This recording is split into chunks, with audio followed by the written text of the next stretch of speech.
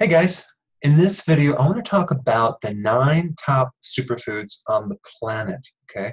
We're going to talk about kale first. Now kale is very bitter. Anything bitter is really good for your liver in removing fat from the liver, in decongesting the gallbladder, making more bile. So it's basically you want to start consuming more vegetables that are bitter. Most of these are bitter, but kale has tons of vitamin C, vitamin K, vitamin A. But mainly what it will do is it helps to slowly clean and detoxify your liver. All right?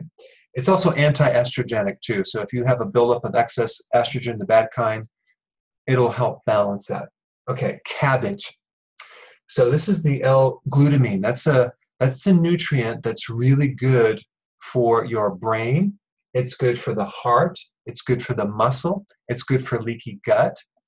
Cabbage juice is wonderful for healing an ulcer and anything related to an irritable bowel, even acid reflux or heartburn. Cabbage is really good for that. Brussels sprouts are very similar to cabbage. They're like almost the same properties. But what's interesting about Brussels sprouts is they do not have any negative effects on your thyroid, because sometimes the cruciferous vegetables are apparently bad for your thyroid because they deplete iodine.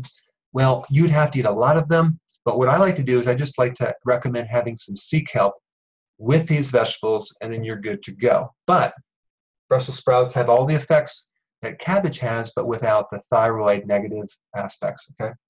So now we get to the radish. Radish is really high in sulfur.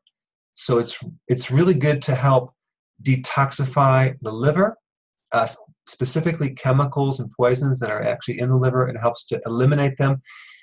It supports something called phase 1, phase 2 detoxification, which basically you take a poison and turn it into a water-soluble particle, so it's eliminated safely through the body.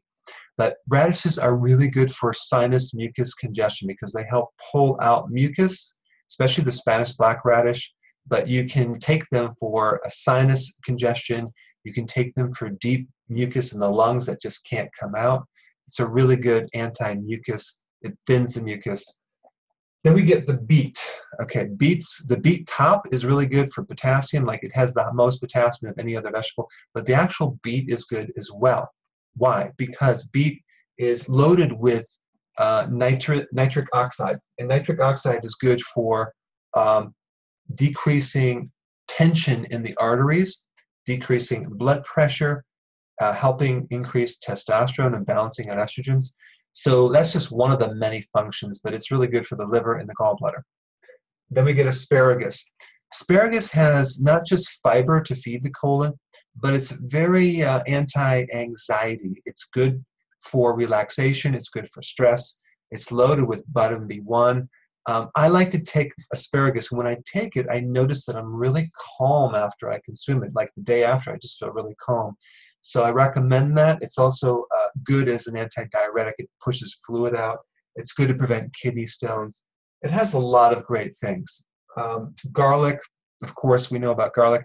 Garlic is the most potent anti-cancer, antiviral, antibacterial, antifungus, anti-yeast. It just cleans up bad microbes in your system, and it prevents issues that I can't really make claims on this video, but you can look it up. But it's really just a good immune builder. Turmeric is a powerful anti-inflammatory agent. It's good for the brain. It's considered an anti-aging nutrient, okay?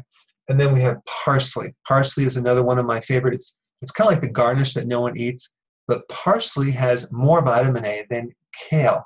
It has 3 times the vitamin C to oranges. It has twice the iron spinach has. So it's like a superfood. It has massive amounts of vitamin K. So I will take the parsley, combine it with kale, with lemon juice, and make my kale shake like that. But it's very bitter, good for the liver. But these are the top superfoods that I think are the absolute best ones on the planet. So hope you enjoyed this. Now the time is to apply this information and start eating these foods.